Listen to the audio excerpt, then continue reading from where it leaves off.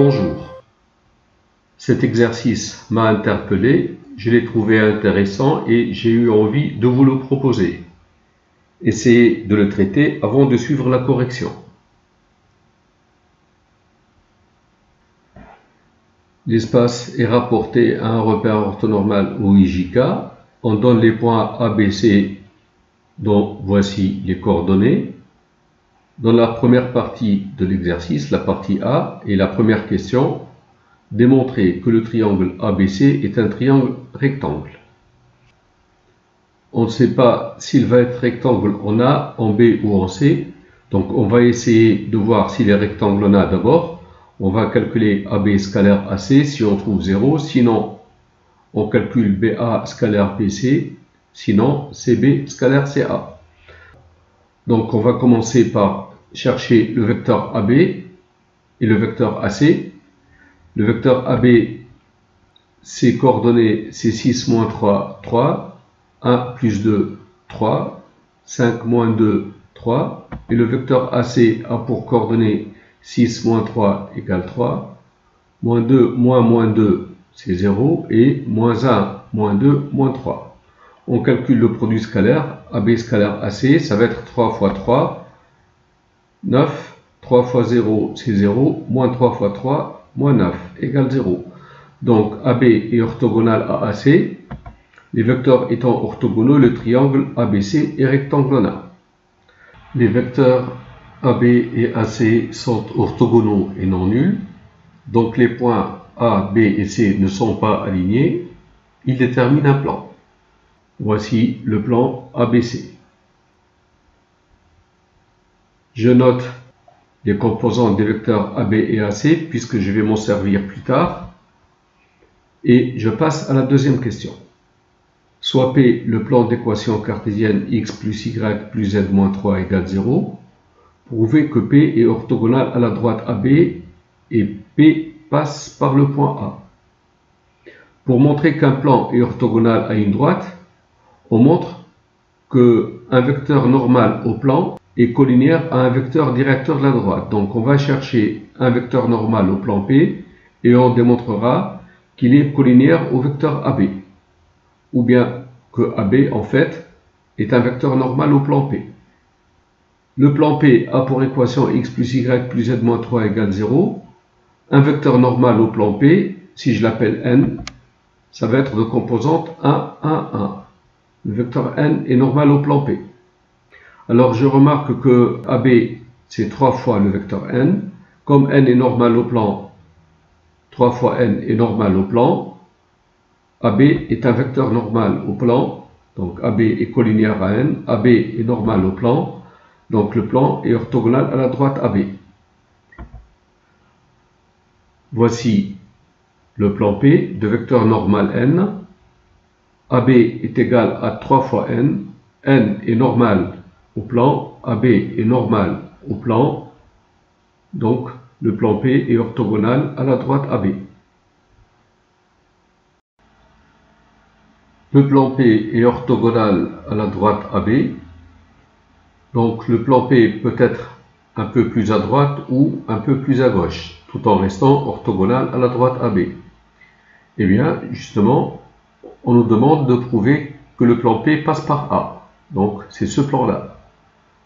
Comment prouver que A appartient au plan P? Tout simplement, on voit les coordonnées de A, il vérifie cette équation. Donc je remplace x par 3, y par moins 2 et z par 2. Donc 3 moins 2 plus 2 moins 3, c'est bien 0. Donc A appartient au plan P. Et je passe à la question suivante. La question 3. Soit P', le plan orthogonal à la droite AC, donc orthogonal à cette droite, et passant par A. Déterminer une équation cartésienne du plan P'. Le plan P' va être orthogonal à la droite AC. Donc le vecteur AC sera un vecteur normal au plan P'. Le vecteur AC, voici ses composantes. Ceci est un vecteur normal au plan P'. Donc si on veut écrire l'équation du plan P', ça va être 3x plus 0y moins 3z plus d égale 0. Au lieu de prendre 3x plus 0y moins 3z plus d égale 0, puisque ce vecteur est normal au plan P', on prend un tiers de AC de composante 1, 0, moins 1. Ça va être aussi un vecteur normal au plan P'. Donc, une équation cartésienne du plan P', on aurait pu écrire 3x moins 3z plus d égale 0. Et on peut écrire aussi x moins z plus d égale 0. Et comme A appartient au plan P', les coordonnées de A vérifient cette équation. Donc, je remplace x par 3 et z par 2. Donc, je trouve 3 moins z, donc moins 2 plus d égale 0, ce qui donne d égale moins 1. 3 moins 2 moins 1, c'est égal à 0. Et l'équation du plan P' sera x moins z plus d, donc moins 1 égale 0. Si on avait pris le vecteur AC comme étant un vecteur normal et donc l'équation sous la forme 3x moins 3z plus d égale 0, on aurait trouvé 3x moins 3z moins 3 égale 0. En fait, on trouve la même équation. Voici le plan P'. Il est orthogonal à la droite AC et le plan P' passe par A. Je garde à droite ici l'équation du plan P', puisque je vais m'en servir plus tard, et je passe à la quatrième question. Déterminer un vecteur directeur de la droite delta, intersection des plans P et P'. Donc l'intersection du plan P avec le plan P', ça va être une certaine droite delta. On va chercher un vecteur directeur de delta, qu'on va appeler V. Pour cela, je vais vous proposer deux méthodes. Voici la première. Donc la droite AB étant orthogonale au plan P, la droite AB va être orthogonale à toute droite du plan P. En particulier, la droite AB va être orthogonale à delta. La droite AB est orthogonale au plan P. Donc AB est orthogonale à toute droite du plan P. En particulier, AB est orthogonale à la droite delta qui est dans le plan P. Aussi, la droite AC est orthogonale au plan P'. La droite AC est orthogonale à toute droite du plan P'. En particulier, la droite AC est orthogonale à delta. La droite delta est donc orthogonale aux deux droites AB et AC. Si j'appelle V un vecteur directeur de la droite delta, alors V va être orthogonal au vecteur AB et orthogonal au vecteur AC. Je vais poser V de composante ABC. V va être orthogonal à AB, donc V scalaire AB va être égal à 0. Et V scalaire AB, ça va être 3A plus 3B plus 3C qui va être nul. Donc V orthogonal à AB, 3A plus 3B plus 3C égale 0. En simplifiant par 3, on trouve A plus B plus C égale 0. V est orthogonal à AC. V scalaire AC est égal à 0. Donc 3A moins 3C égale 0. Donc A moins C égale 0. Là, on veut chercher A, B et C. Mais on a deux équations à trois inconnus. Deux équations ne déterminent pas trois inconnus d'une manière unique. Et c'est normal, parce que le vecteur V ne va pas être unique. Il y a toute une panoplie de vecteurs V qui sont tous collinéaires entre eux. Donc on fixe un paramètre A, B ou C pour fixer la norme du vecteur C. Donc je vais fixer ici C égale 1 par exemple. Et si je prends C égale 1, A va être égal à C, donc A va être égal à 1. Et comme A égale 1, C égale 1, B égale moins A moins C, ça va être moins 2. Et le vecteur V sera de composante A égale 1, B égale moins 2, C égale 1. Donc le vecteur V de composante 1, moins 2, 1 sera directeur de delta. Alors il y a un petit souci, quand vous avez des exercices de ce type, si au lieu de prendre les vecteurs AB et AC, ces deux vecteurs-là, pour chercher un vecteur V de composante ABC orthogonal à ces deux, si par exemple je change ces vecteurs, si le vecteur AB était de composante 1, 3, 3, AC 2, 6, moins 3, V scalaire AB égale 0, donc A plus 3B plus 3C égale 0, et V orthogonal à AC, donc 2A plus 6B moins 3C égale 0. Si je choisis C égale 1, je trouve A plus 3B, C égale 1, donc plus 3 égale 0. 2A plus 6B moins 3 égale 0. Je multiplie cette ligne par 2, j'obtiens 2A plus 6B plus 6 égale 0, et ici 2A plus 6B moins 3 égale 0.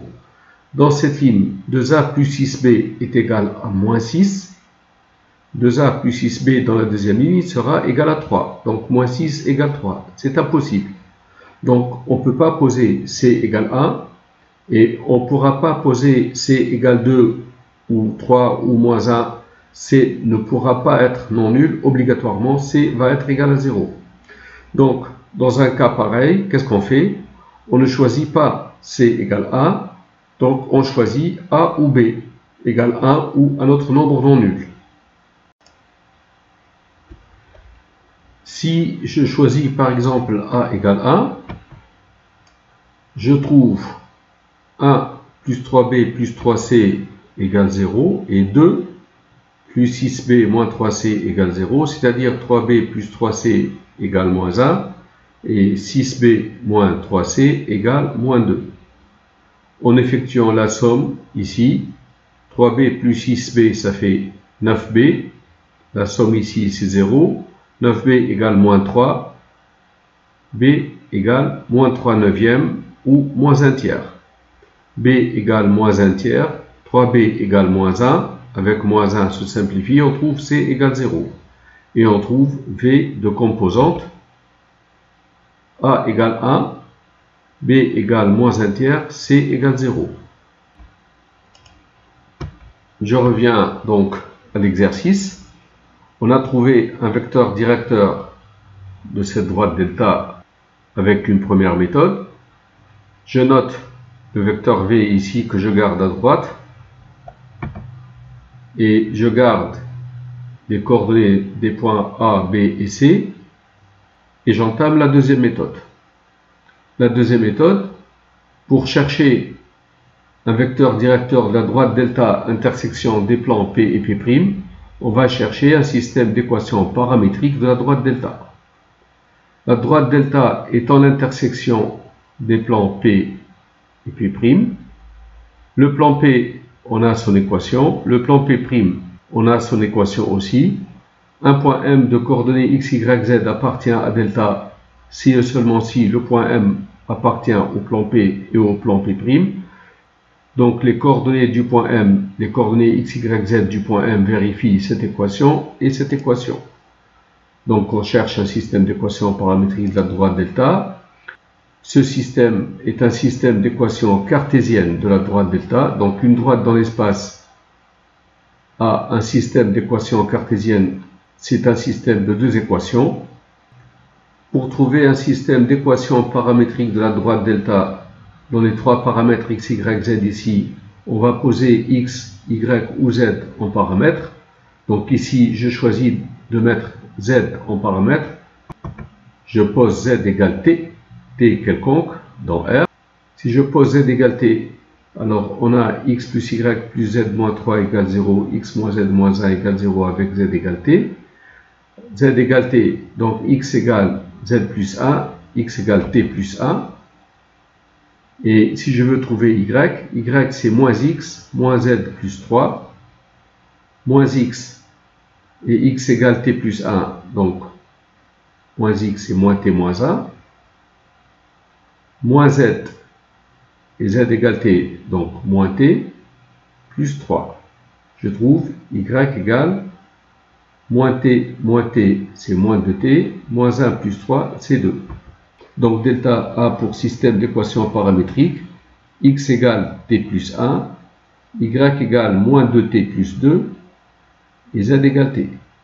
Un vecteur directeur de la droite delta, donc je regarde le paramètre ici, les coefficients qui l'accompagnent, c'est 1, moins 2, 1. On trouve le vecteur 1, moins 2, 1, qui est un vecteur directeur de delta. J'arrive à la partie B de l'exercice.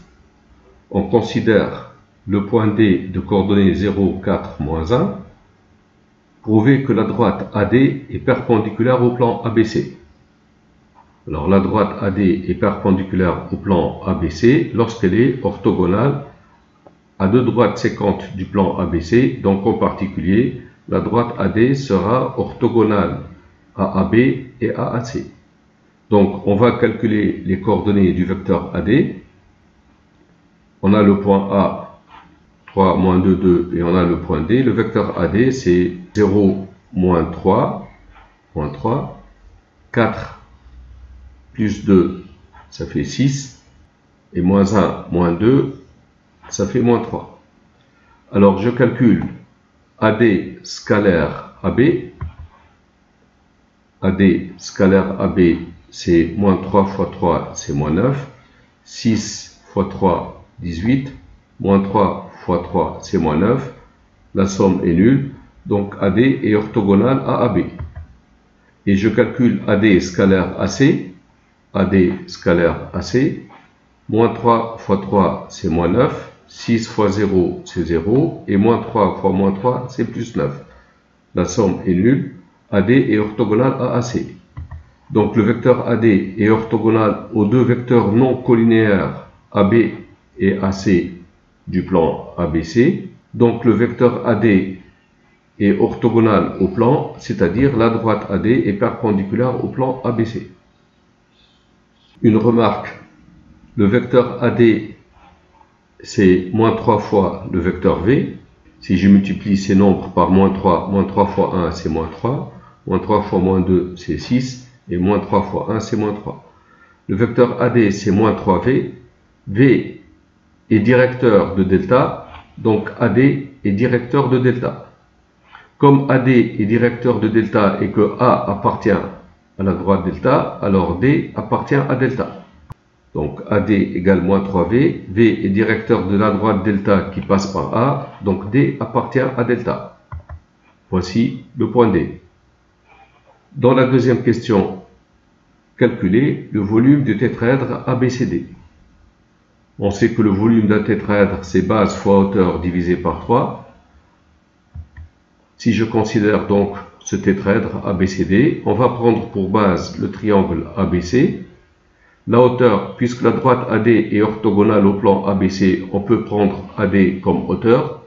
Donc le volume du tétraèdre, si je l'appelle V, AD étant orthogonal au plan ABC, le volume du tétraèdre, c'est l'aire du triangle ABC multiplié par la hauteur divisé par 3. L'aire du triangle ABC, comme le triangle ABC est rectangulaire, l'aire du triangle ABC c'est AB fois AC divisé par 2. Donc l'aire du triangle ABC c'est AB fois AC divisé par 2. On multiplie par AD et on divise par 3. Alors on calcule ces trois distances. La distance AB, c'est la norme du vecteur AB. C'est la racine carrée de 9 plus 9 plus 9. C'est 3 fois 9. Racine de 3 fois 9, comme racine de 9 c'est 3, on obtient 3 racines de 3. La distance AC est égale à la norme du vecteur AC. C'est la racine carrée de 9 plus 9. C'est la racine carrée de 2 fois 9. Racine de 9 c'est 3, ça fait 3 racines de 2. Et la distance AD, c'est la norme du vecteur AD, c'est la racine carrée de 9 plus 36 plus 9, racine de 54.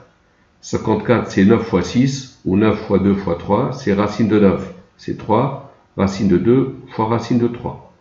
Donc le volume V sera la distance AB, c'est 3 racines de 3, fois la distance AC, qui est égale à 3 racines de 2, c'est 3 racine de 2, c'est ce nombre, fois AD, fois 3 racine de 2, racine de 3, sur 2 fois 3.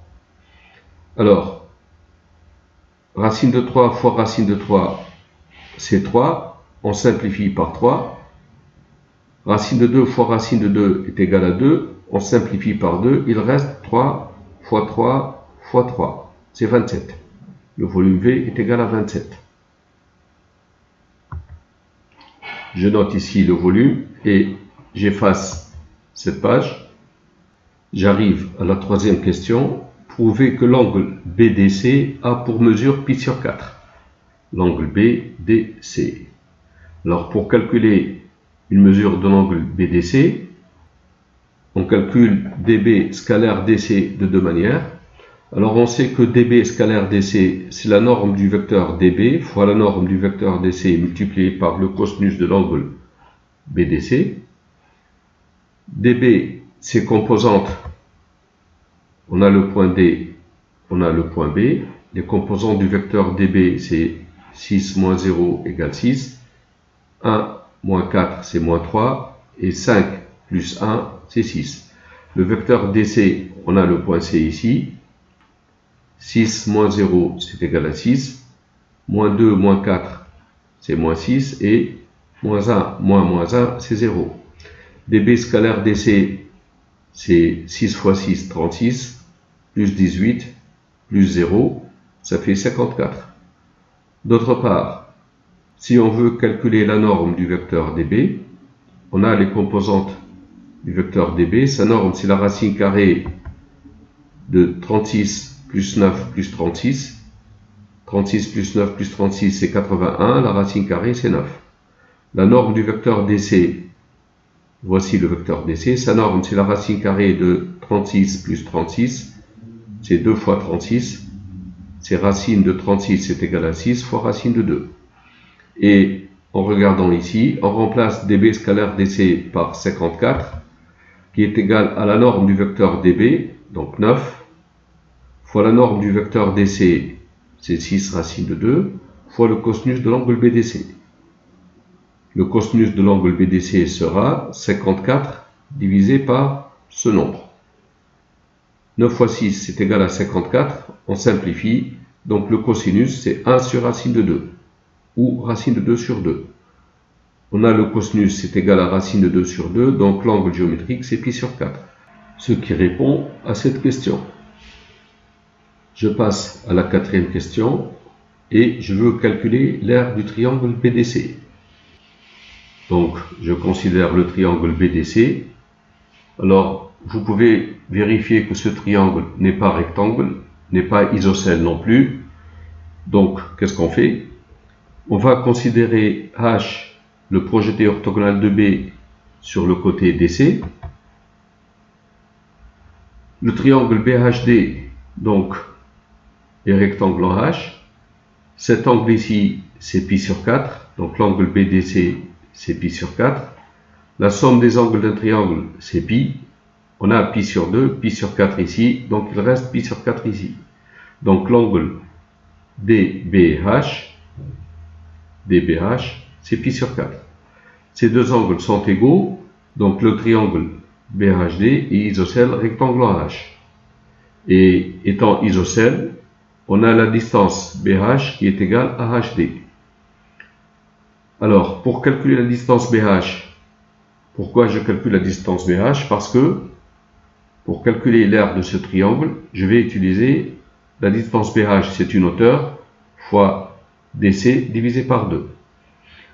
Pour calculer la distance BH, ce triangle étant isocèle rectangle, j'utilise le théorème de Pythagore. On a BD au carré qui est égal à BH au carré plus HD au carré. Comme BH égale HD, donc je remplace ici HD par BH, j'obtiens BH au carré plus BH au carré, c'est 2 fois BH au carré. BD au carré, c'est 2 fois BH au carré. On a la distance BD, c'est la norme du vecteur BD ici, c'est 9. BD au carré, c'est 81, égale 2 fois BH au carré. BH au carré, c'est 81 divisé par 2. Donc BH, c'est racine de 81, c'est 9. divisé par racine de 2 ou 9 racine de 2 sur 2.